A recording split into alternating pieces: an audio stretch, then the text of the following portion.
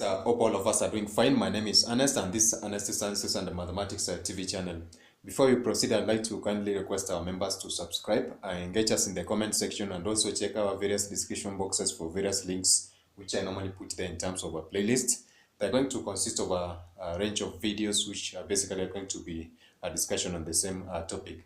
So in this case, we're going to look at the concept of an ideal gas of atoms. And this is going to be complementary videos on various representations of the thermodynamic variables in terms of a partition function. So basically, therefore, we're going to look at how we can represent an ideal gas of atoms in terms of a partition function. And this is going to be, of course, assisting us in representing the numbers of thermally accessible energy levels at various or at particular temperatures. We have defined it in our various thermodynamic variable videos that we have done. Now, in this case, I'm going to look at this specific concept in terms of an ideal gas. And of course, from our ideal gas equation, we are given this specific representation that any gas that obeys this specific law, then therefore is considered an ideal gas. And from the kinetic molecular theory of gases, there was one of the postulates which basically said that this specific concept of a gas, which is ideal, is going to consist of an energy of individual components, which is going to be characteristic. And if we consider gas, then therefore we are going to consider components of atoms and molecules. And in this case, from the statement, then therefore, which I have said, they are going to consist of independent states of energies. And of course, we're going to consider a single one in order for us to find a general representation for the partition function of an ideal gas of atoms. So in this case, I'm going to have my atom or my individual atom represented in terms of, so this is going to be an individual atom. And I'm going to represent this specific individual atom using this initial for I given as such. And of course, in describing the various characteristics of this specific atom, atoms can assume various states, and of course we're going to see that for gases we are going to have various states, and of course we can describe the various states of atoms and molecules in terms of rotational state, vibrational state, perhaps electronic state, etc. So in this state, of course, we can have various states, and I'm going to have the individual state of this specific atom described in terms of V, and just a general description for the state of this specific atom. And of course, the internal energy of this atom, I'm going to consider it to be internal energy. So my internal energy is going to be given in this specific form. And therefore, generally, I can describe this specific atom using the various states of energy, the state, and of course, the specific description using this specific representation for U, V, I. So I've described this atom I in terms of its energy and the state in which it is in that specific order.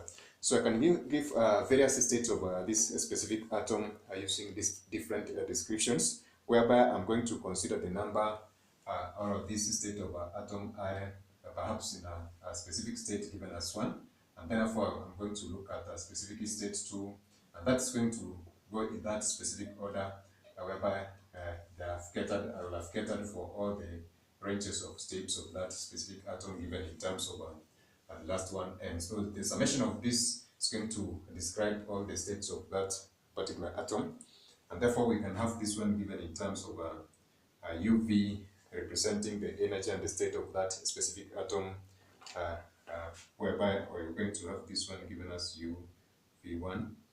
So this one basically is going to represent I, the first state of I, and then we're going to have UV representing the second state plus. So that's when it's going to go in that specific order to a point of UVN representing that last, of course, state of that specific atom. So in this case, of course, therefore, we're going to have this general description whereby we're going to have this specific series of representation for this total internal energy for that state that is given as a summation of all these individual states given as such. So generally, we can represent this specific state of this atom as UV, and this is going to be given in terms of the summation from the first state to the end state, as I've said. And of course, this is going to be this element of this individual atom given as such from my initial description. And therefore, we're going to have this specific general representation for the internal energy of this specific atom. Therefore, if we were trying to consider the concept of a partition function, I've just given a general representation from our previous video that we can give the concept of all thermally accessible energy levels at a particular temperature as the summation from the initial state to all levels over the exponent over u. So this is going to be negative ui and then divided by kBT. And this, of course, we had said that this is going to be Boltzmann's constant and temperature given as such. So using this individual element for description of our partition function, we can allocate this first state, second, third to that specific order using various sets of a particular this specific particular partition function, and therefore that's going to give us a summation of all these states as I've mentioned. So let's consider the case of partition functions in terms of these individual energies which I've given above, and we're going to do a substitution for each individual energy for us to find the total energy or the total partition function of that specific or the states of that specific atom which I've mentioned. So therefore, we are going to have the partition function represented in terms of the summation of V, which is that state given as the exponent over negative B ui. So we're saying that basically this is going to be an inverse of the product of Boltzmann's constant and the absolute temperature given as such, and this is going to represent this specific value. So therefore, I assume that we have just taken account of that from our initial discussion, and this is going to be giving, of course, a general representation for that specific temperature. And instead of this one, then therefore I'm going to have this one given in terms of V given as such. So basically, this is going to give the general description for this state of the partition function, which is going to be given in terms of the exponent. So we're going to have this specific negative coefficient representing this particular aspect, and the individual, of course, this general state of the energy, which is going to give us a summation of this. I'm going to represent it in terms of the summation of that specific range given in terms of V1, and then plus U V2 plus. So this is going to go in that specific order until we reach this specific set over n, and that's going to represent our general case for the summation of all those energies. So basically, I can just transition this one so that it's just given us a negative value of this range of B up to that specific point given as such, or rather still it can just be given as such. So I presume that basically it's just leave it in an elaborate way to avoid confusion. So we're going to have this one as a negative, this is specific notation which we are given, and that's going to represent the general partition function which we have given for all the energies in this.